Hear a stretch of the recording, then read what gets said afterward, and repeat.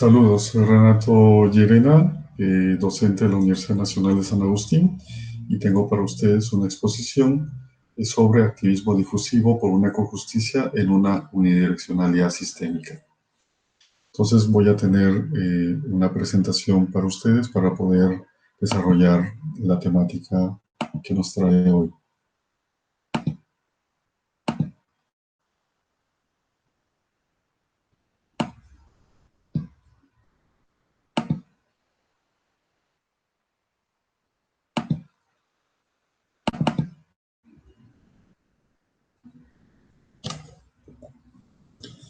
Entonces agradecemos también a la 10ª Jornada Internacional de Investigación y Docencia Interdisciplinaria de este año por la invitación.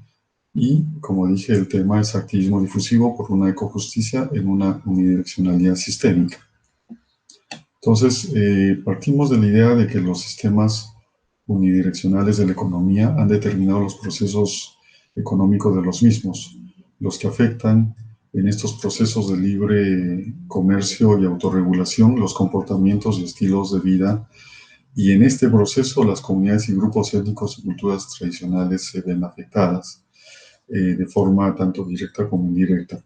Se hace importante entonces entender los cambios en las estructuras y las instituciones para poder generar una respuesta desde la sociedad civil a los ámbitos donde éstas se van a dar y las situaciones que ponen en conflicto lo socioambiental con lo productivo, y cómo se ha promovido un movimiento hacia la protección y mayor interpelación e interrelación con el campo de la discusión, trasladando en muchos casos las demandas y la visibilidad de los conflictos a muchas localidades alejadas de los núcleos de poder y comunicación. Justamente al trasladar estas demandas a estos grupos o núcleos urbanos donde se concentra el poder, han propiciado la presión sobre los sistemas políticos para la resolución justamente de los conflictos. Entonces, actualmente podríamos decir que nos encontramos insertados en una unidireccionalidad del desarrollo de un sistema. Pero, ¿de qué sistema? Entonces, ¿qué pasa con la libertad individual? Partimos de la pregunta, ¿qué pasa con la libertad individual en un sistema unidireccional de la economía? Aquí vamos a encontrar que hay una suerte del liberalismo cuando este tiene que ver con la defensa de algunos intereses en la funcionalidad del sistema económico. Cuando está en función de este sistema, es correcto. Pero cuando llegamos a la defensa de la libertad individual, ya no es importante. Cuando esta propicia una disfunción de la funcionalidad del mismo sistema, o sea, ponemos en entredicho qué es el sistema, por qué es así. Entonces, lo hegemónico, los valores económicos, socioculturales se hace pesar sobre las inmensas mayorías, y entramos en un dilema moral que en muchos casos va a atentar contra la democracia y la ampliación de los derechos.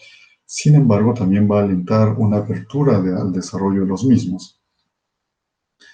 En muchos casos, como estamos viendo, el Estado, las organizaciones, obviamente se aceptan los derechos y el acceso a ellos, pero de alguna forma también, cuando entran en conflicto, estos derechos se van a ver menoscabados y hasta en alguna forma promover la conflictividad para generar los planes de desarrollo que se tengan que ver, y que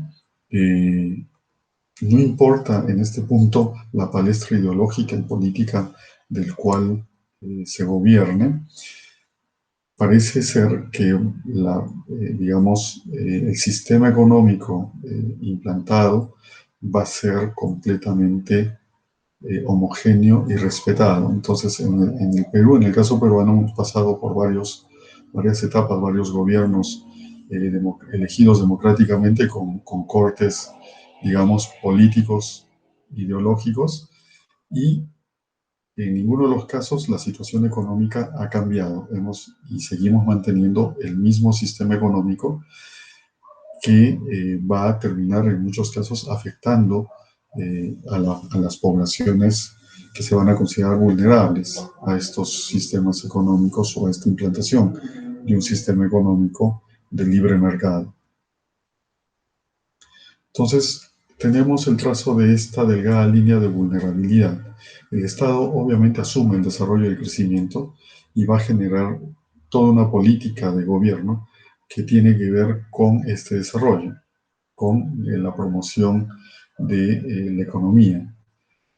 Mucha de la discusión cuando se generan etapas electorales o entramos en etapas electorales tiene que ver con el tema de la economía. Y en este caso, mucho de este proceso de desarrollo y crecimiento afecta a los territorios y las comunidades y los pueblos indígenas y también comunidades agrícolas en el Perú. Pero el Estado también asume la protección y defensa de los derechos humanos, generando justamente protocolos, reglamentos que tengan que ver con este tipo de protección. Ahora, en todo ese proceso, el Perú, al ser un país andino, entra en un cuestionamiento de la situación andina, porque digamos, lo andino ha entrado en conflicto y siempre ha estado en una constante confrontación con el modelo, y actualmente con el modelo de desarrollo económico.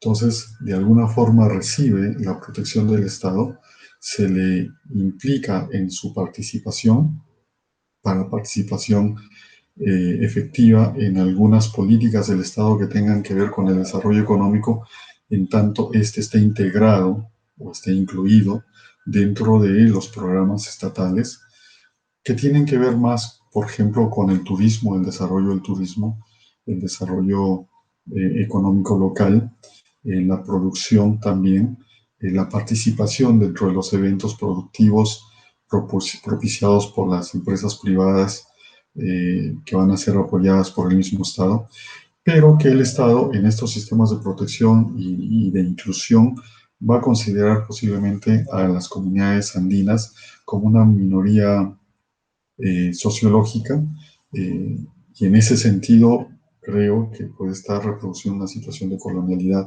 simplemente considerándoles como esta minoría a la cual hay que guiar y, digamos, ayudar.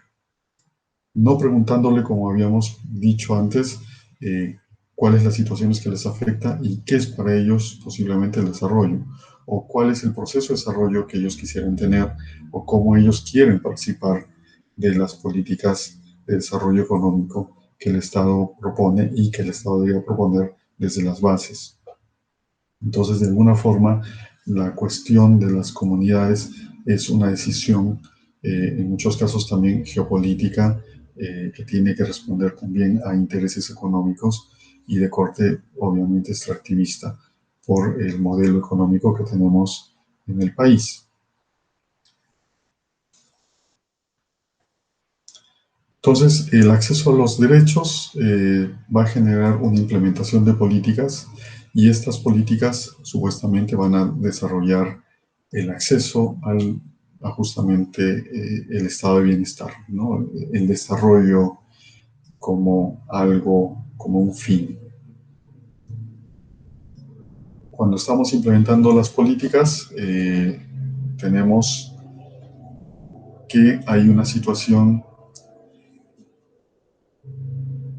que tenemos que ver con los procesos que estas mismas pueden haberse generado,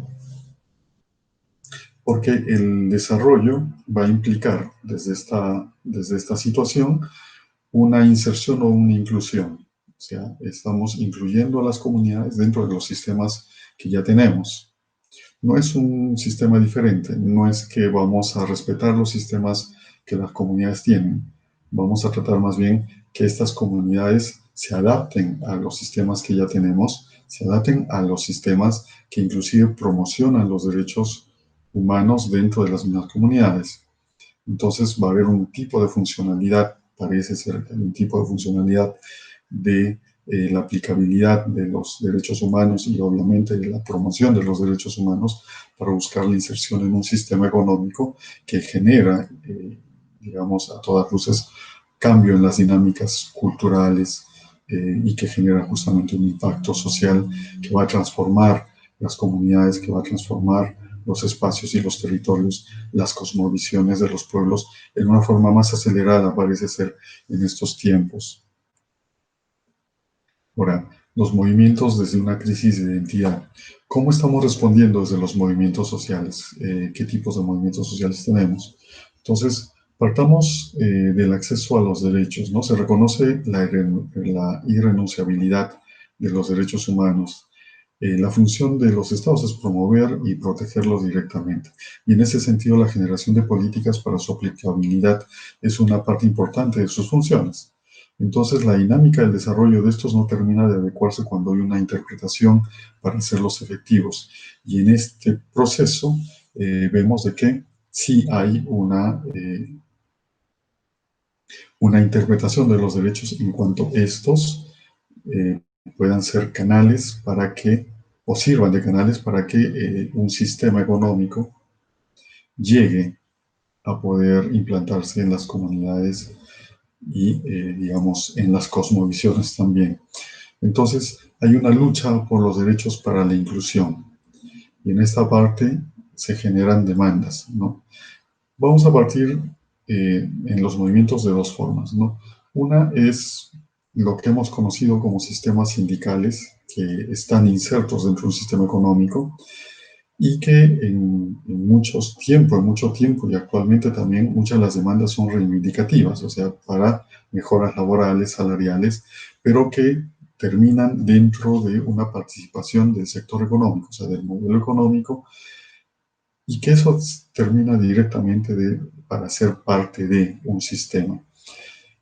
Y el otro tipo de demandas que tiene que ver con un acceso a una participación económica social de sectores no sindicalizados. Entonces, por un lado tenemos los sindicalizados, que son movimientos importantes en el Perú dentro del proceso económico, que van a justamente buscar participar del sistema. Y por el otro lado, estos otros movimientos no sindicalizados, por ejemplo, pro derechos de la mujer, comunidades diversas, que van a buscar una inclusión dentro del sistema. Entonces, aquí vamos a tener, por ejemplo, un ejemplo como este. Muchas de los derechos de la mujer para participar en las Fuerzas Armadas en muchas partes del mundo, buscan justamente participar de este sistema eh, para su derecho de poder ser ¿qué? Poder ser parte de las fuerzas militares y poder ¿qué? Ir a la guerra, participar y portar armas. Entonces, es esas dos partes que van a justamente buscar ser parte de un sistema.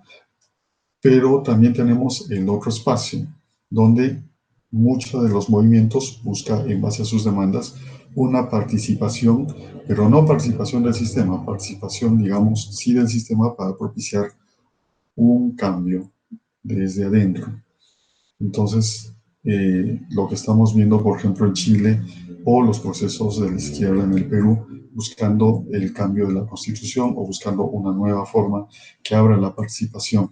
Pero aquí es donde tenemos esa doble figura con estos problemas dentro de los colectivos, las comunidades y sus luchas internas, porque en muchos casos se ha generado posicionamientos políticos de nuevos actores, en muchos casos se ha negado la participación de nuevos actores dentro de la política, dentro de los colectivos, porque obviamente podría generar nuevos liderazgos y esto le quitaría algún tipo de participación a los liderazgos que ya están establecidos y que en muchos casos responden a unas situaciones caudillistas, tanto en partidos políticos como en movimientos y colectivos.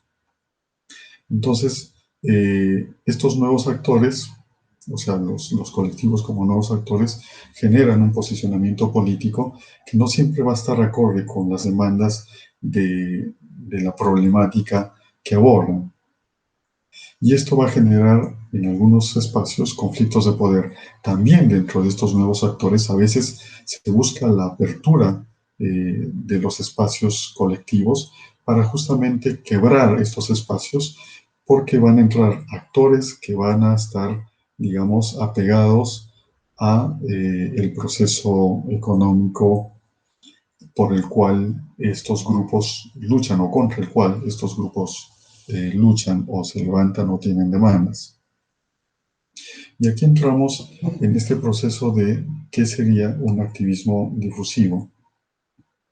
El activismo difusivo tiene que ver generalmente con las demandas de participación. Hay un proceso de movilización, demanda y conflictos. Entonces, en las demandas por participación, por ejemplo, en las comunidades diversas de derechos de la mujer, poblaciones vulnerables, hay un tipo de organización que en algunos casos simplemente se va a formar para atender un caso muy puntual, una demanda muy puntual y después desaparece. En otros casos se asientan en grupos y colectivos que van a tener una trascendencia en el tiempo y van a avanzar en muchos grados en el conocimiento y la autoformación y que en algunos casos van a tener una incidencia política importante, no solamente en el cambio de las políticas locales, sino en muchos casos también en la política nacional.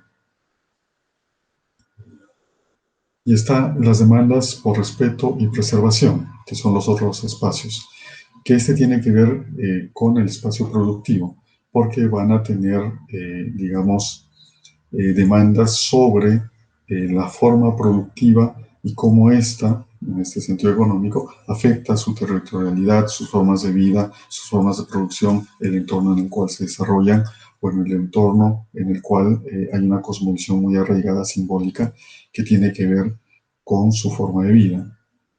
Entonces, estos se generan en frentes de lucha, generan liderazgos eventuales, implican acciones de fuerza y movilización. Y es una situación de alta conflictividad con, digamos, los entes de poder del Estado.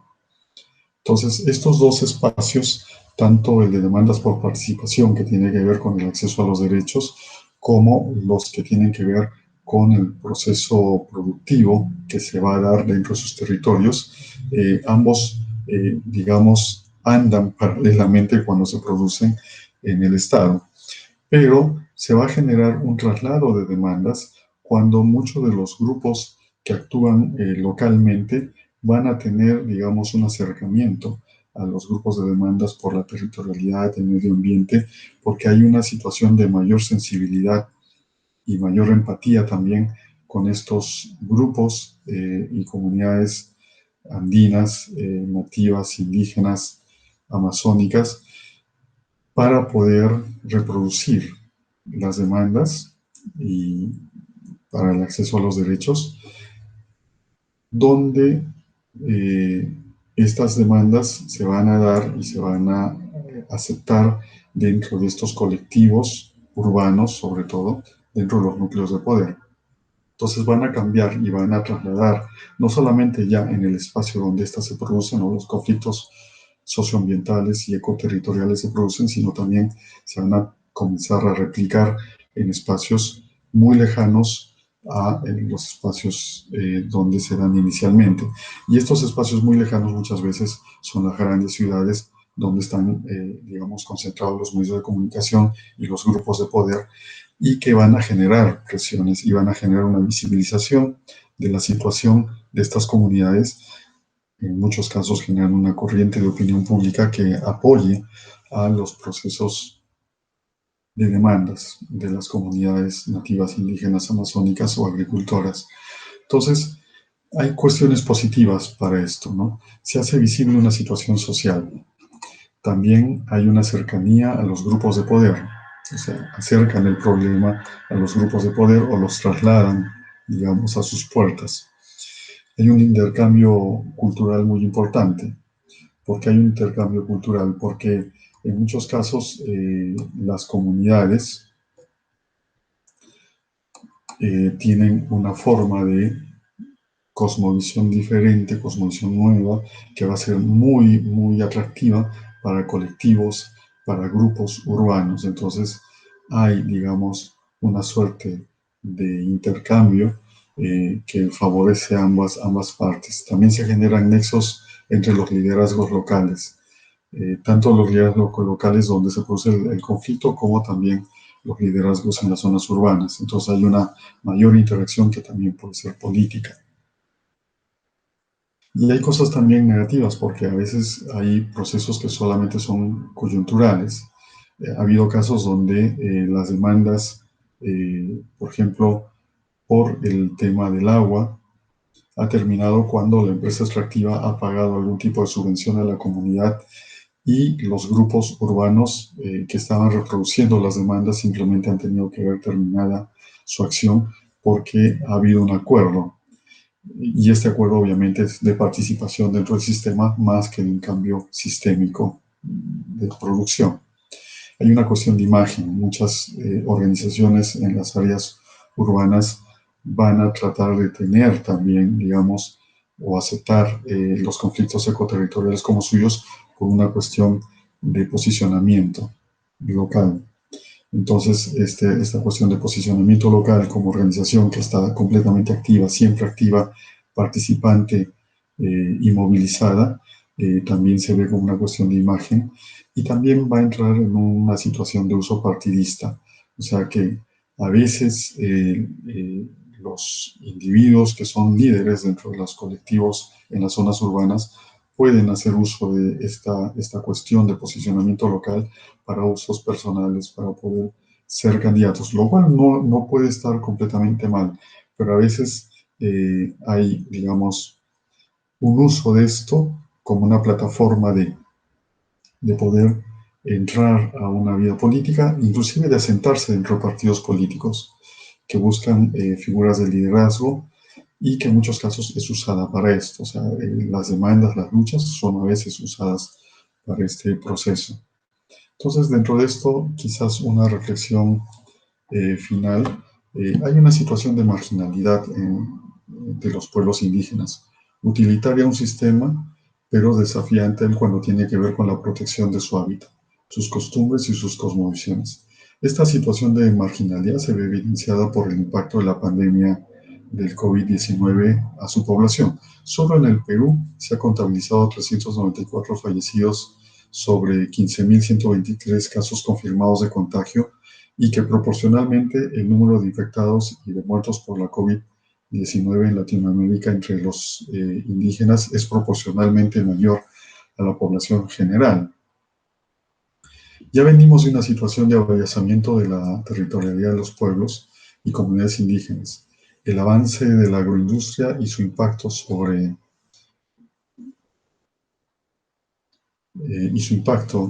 han generado un efecto de amenaza hacia la integridad y la sobrevivencia de los pueblos indígenas y pone en manifiesto una tendencia regional propuesta desde los intereses que apoyan la agroindustria, la industria del petróleo y la minería y el sector extractivista en general. Y estos vienen ocasionando un deterioro del medio ambiente y la integridad de los pueblos. Los incendios se siguen repitiendo este año, quizás en menor medida que el año pasado, pero con la misma problemática.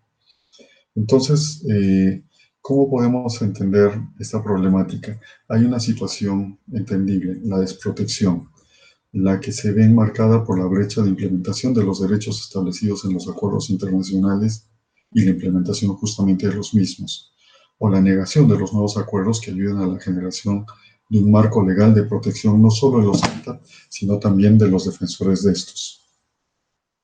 No podemos negar la existencia de los derechos de los pueblos indígenas y las reglamentaciones y leyes a su favor. Sin embargo, los pueblos indígenas son una traba en el camino de los procesos productivos y extractivos y de infraestructura, que para su implementación desarrollan de igual manera una legislación que promueve estos tipos de inversión, que presiona a los pueblos y desarrollan hasta qué medida una gestión de migración y la venta o cambio de los usos de los suelos y los territorios por estos intereses. Por ello, el proceso de interacción entre las comunidades, entre la sociedad civil organizada dentro de los grupos y los núcleos urbanos de poder,